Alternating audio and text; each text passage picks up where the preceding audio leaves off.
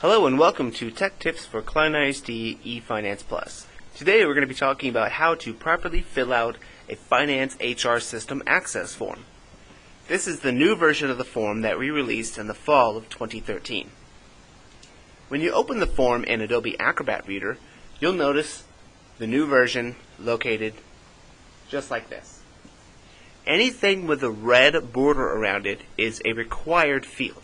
You'll need to enter all of these fields to have the form processed. The first box, you'll put in your full legal name. The second box, you're going to put in your employee ID number. If you don't know your employee ID number, please check with the secretary on your campus or in your department that's responsible for your attendance. It will be a 5-digit code. Next, you'll put your phone extension. You can find this by looking in the upper right-hand corner of your telephone screen that's on your desk. It will also be a 5-digit extension. Next, you're going to put your Klein ISD email account here. Next, you will select your campus or department. If you're on a campus, you'll choose the appropriate campus name. They are listed in order according to the state numbering system. If you're in a department, they'll start around the 200 range. Next, you'll put in your job title.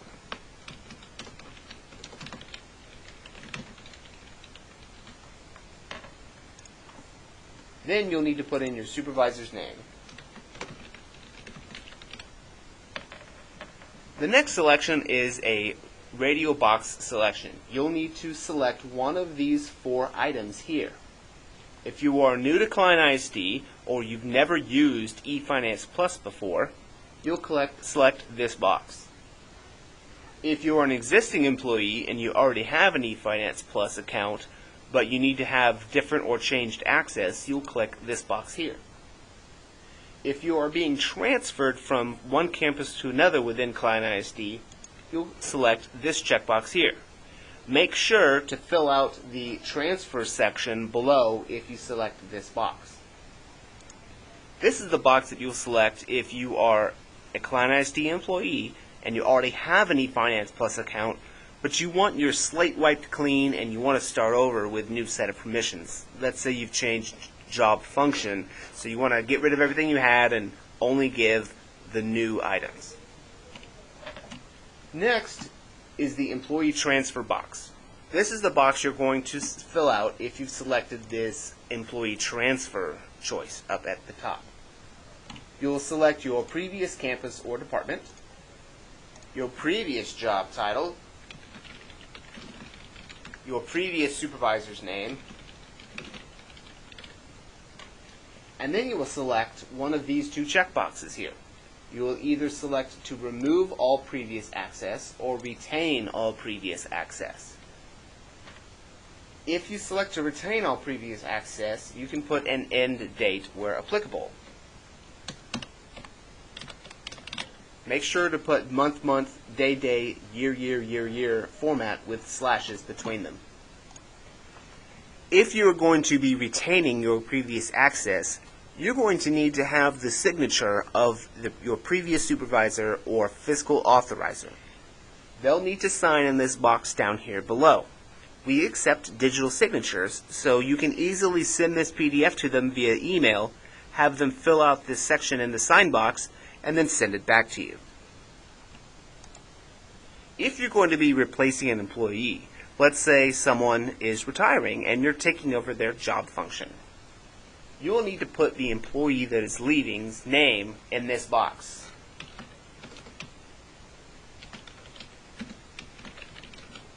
And put their previous job title.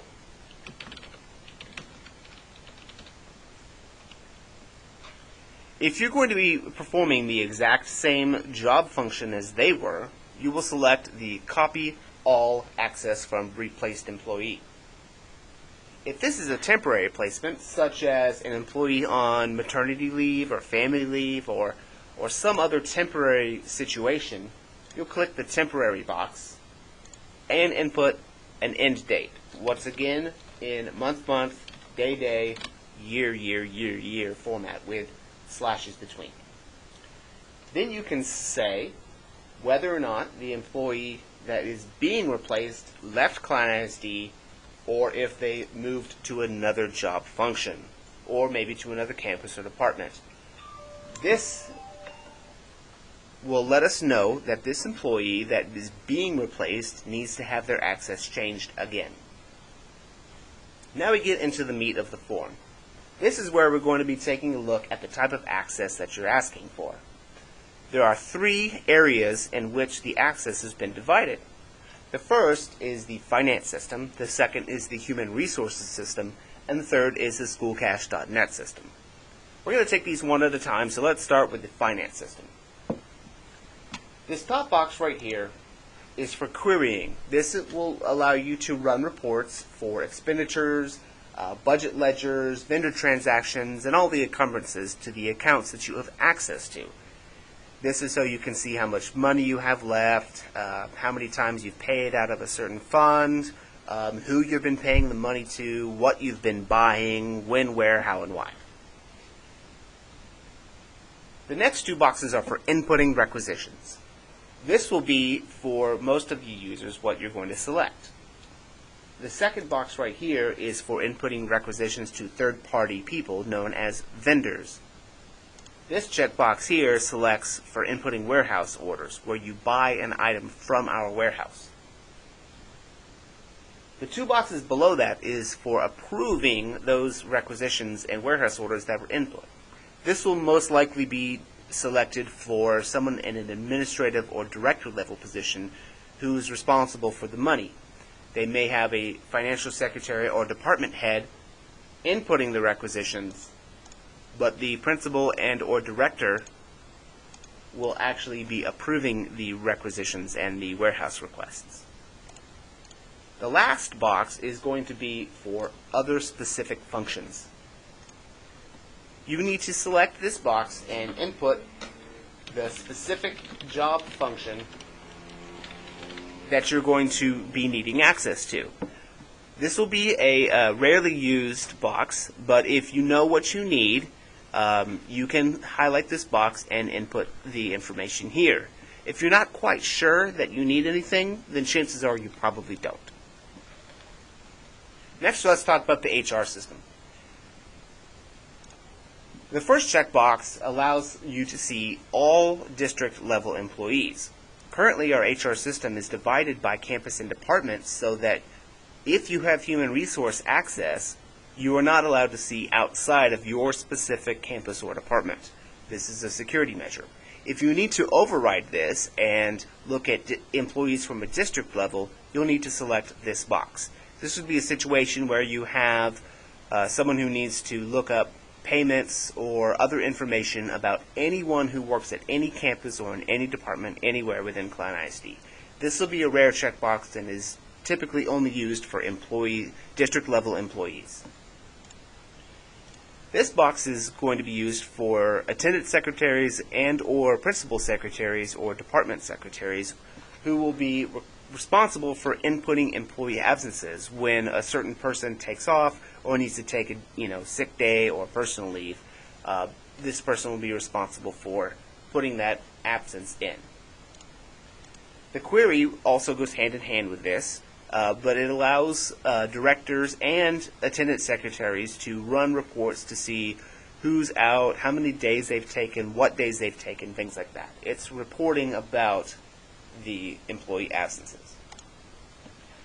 The next 2 items are for persons who are in a hiring position. They are responsible for posting job openings to the Job Applicant Center or searching for job applicants inside of the Job Applicant Viewer. You may need one or both of these items depending on your needs. If you need more specific details about the Job Applicant Center and about how to hire applicants, you'll need to discuss that with the HR department directly. This is the checkbox that you'll need to select if you have a reason to view confidential or private employee information. If you select this, we will probably be contacting you to verify exactly what type of employee information that you need, and we can discuss that with the HR department. The next item is the view salary information that goes beyond the just regular employee information.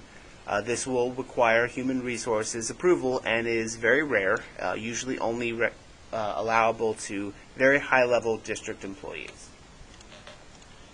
The last checkbox goes with the input employee absences. This is for the approve leave requests. This will be coming up in the near future when we start looking at electronic attendance, where employees will have to plan out in advance anytime they want to take off large sections of leave. This will select that you are going to be the person responsible for approving them taking the days off. This will be for principals or directors of departments. And lastly, this is another specific job function box. If you know exactly what you need inside the Human Resources module, you can select that and input the specific job or the eFinance Plus system.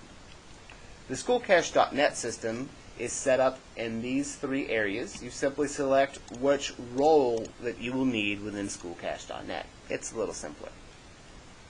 Now let's talk about the budget and account codes. If you have selected anything within the financial system column here, you're going to need to put in the budget and or account codes.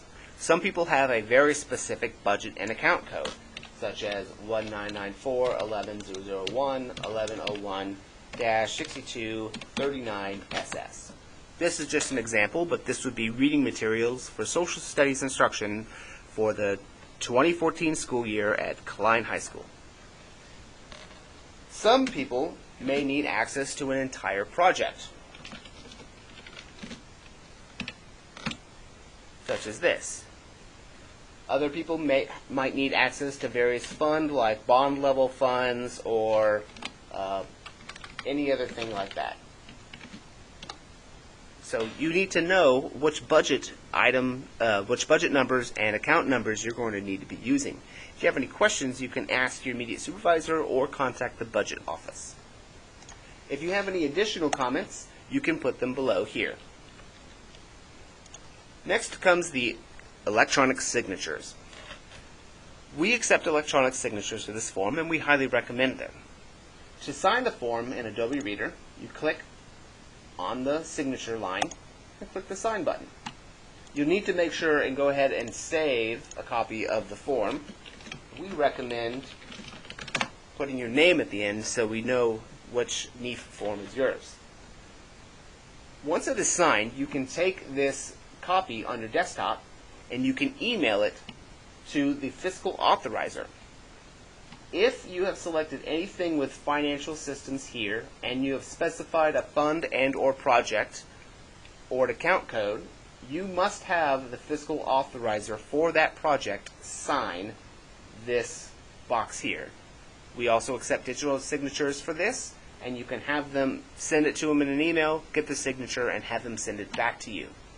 Your fiscal authorizer will more than likely be your principal or department head. Next, if you have selected anything within the HR system, any of these checkboxes, you will need to have the Human Resources Department sign this. It will most likely be one of the Human Resources directors who will be able to sign this for you. You can send this email to the Human Resources Department for them to authorize the signature. Once you've finished filling out the form and you have acquired all the appropriate signatures that you need, you'll need to email it to jschultz1@kleinisd.net.